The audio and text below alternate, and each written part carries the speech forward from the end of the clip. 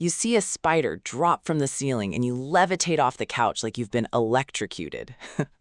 A garden hose left coiled in the grass makes you flinch for a full second before your brain catches up. But you'll cross a 6-lane road while texting, hop in a car doing 70 miles an hour without a second thought, and grab a knife out of a dishwasher without flinching once. So here's the question that should actually bother you. Why is your brain terrified of the least dangerous things in your life and completely calm about the things statistically most likely to kill you? The answer involves ancient primates, a scientist who spent years chasing this exact question through the jungle, 6-week-old infants who apparently already know something you don't, and a part of your brain that has never once updated its software. Buckle up. Let's start with a term psychologists actually use: prepared fears. Not all fears are created equal. Some fears you have to learn the hard way. Touch a hot stove once, you're careful with stoves forever. That's normal learning. But other fears show up preloaded, ready to go almost instantly with barely any teaching. The dark. These aren't fears you slowly build over a lifetime of bad experiences. Most people who are terrified of spiders have never actually been bitten by one. Most people afraid of snakes have never been anywhere near a venomous one. The fear arrives before the evidence does. And that's strange because in every other area of life, your brain wants proof before it commits to anything, except here. Here, it just assumes the worst immediately. So where does that come from? In the early 2000s, a primatologist named Lynn Isbell proposed something called the snake detection theory. Her argument, backed by years of fieldwork, was that snakes weren't just one predator among many for early primates. They were the predator. For tens of millions of years, snakes were one of the very few animals that could kill primates in trees, on the ground, hidden in leaf litter, coiled and completely invisible until it was too late. And because snakes hunt through ambush rather than a chase, the only real defense a primate had was detecting the threat before it struck. Not outrunning it, not outfighting it, spotting it. So Isbell's theory argues that this relentless pressure, generation after generation, for literally tens of millions of years, actually shaped primate vision itself. Primates have unusually sharp visual systems for detecting shapes, patterns, and movement at a distance, and there's evidence tying that visual sharpness specifically to snake detection. We didn't just evolve to see well in general. We may have evolved to see well because the things hiding in the grass were trying to kill our ancestors for tens of millions of years before we were even human. Okay, so that explains snakes. It's a genuinely ancient, deeply specific threat. But here's where it gets complicated.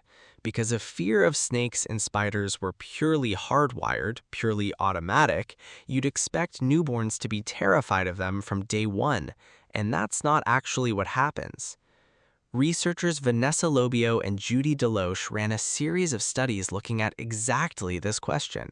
What they found is that infants don't show fear of snakes and spiders right out of the gate. What they do show is faster visual detection. In their experiments, even very young children were quicker to spot a snake hidden among other objects than to spot something neutral, like a flower or a frog. The recognition system was primed and fast.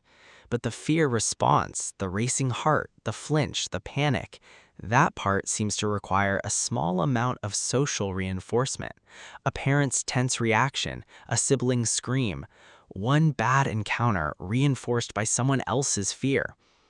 Layer that on top of an already primed detection system and the fear locks in almost instantly, way faster than fear of genuinely modern dangers ever does.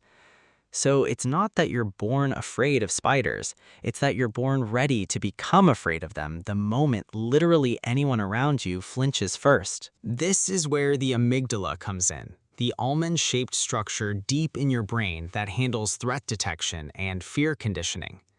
Studies using brain imaging have shown that the amygdala responds faster and more strongly to images of snakes and spiders than to images of modern dangers, even dangers that are objectively far more lethal. Show someone a picture of a gun, a car, or an electrical outlet, and the amygdala takes its time. Show them a snake, and the response is nearly instant, often before the person has even consciously registered what they're looking at. Researchers call this differential fear conditioning. It's easier, faster, and more resistant to being unlearned for ancestral threats than for modern ones. You can condition someone to fear a snake image in a single trial. Conditioning the same fear response to a picture of a car crash takes far more repetition, and it fades much faster afterward.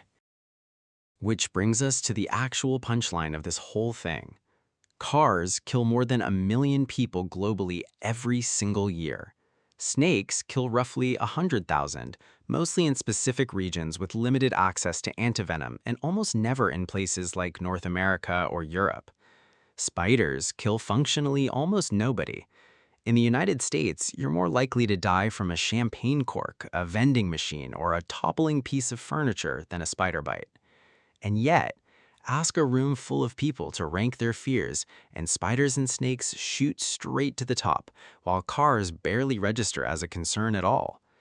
That's not a rational risk assessment. That's ancient software running on modern hardware, and it hasn't been patched in about 60 million years. Here's the deeper issue. Evolution doesn't optimize for accuracy. It optimizes for survival at the lowest possible cost. And when it comes to fear, a false alarm is cheap. If you flinch at a curled up garden hose because it looked like a snake for half a second, you've lost nothing. Maybe a little dignity. But if you fail to flinch at an actual snake even once, that mistake can be fatal, and it removes you from the gene pool permanently. So natural selection built a system that's heavily biased toward false positives. Better to jump at 1,000 hoses than miss one real threat. Cars, guns, electrical outlets, none of these existed for the 99.9% of human history that actually shaped this fear system. There simply wasn't time for evolution to build in caution around them, because caution around genuinely new threats takes many thousands of generations to become instinctive, and cars have been around for roughly a century. Evolutionarily speaking, that's not even a blink. So step back and look at what this actually means. Your fear system isn't broken. It isn't irrational in the way it feels irrational. It's running exactly as designed, just for a world that stopped existing tens of thousands of years ago. The parts of your brain screaming danger at a spider on the wall are the same parts that kept your ancestors alive in the grass, in the trees, in the dark, long before cities, before cars, before electricity, before any of the things that actually pose a threat to you now. You were walking around with a threat detection system perfectly calibrated for a world you will never live in, layered underneath a modern life it was never built to evaluate. And maybe that's the real takeaway here. The next time you jump at a spider and then calmly merge onto a highway doing 70, you're not being irrational, you're being ancient.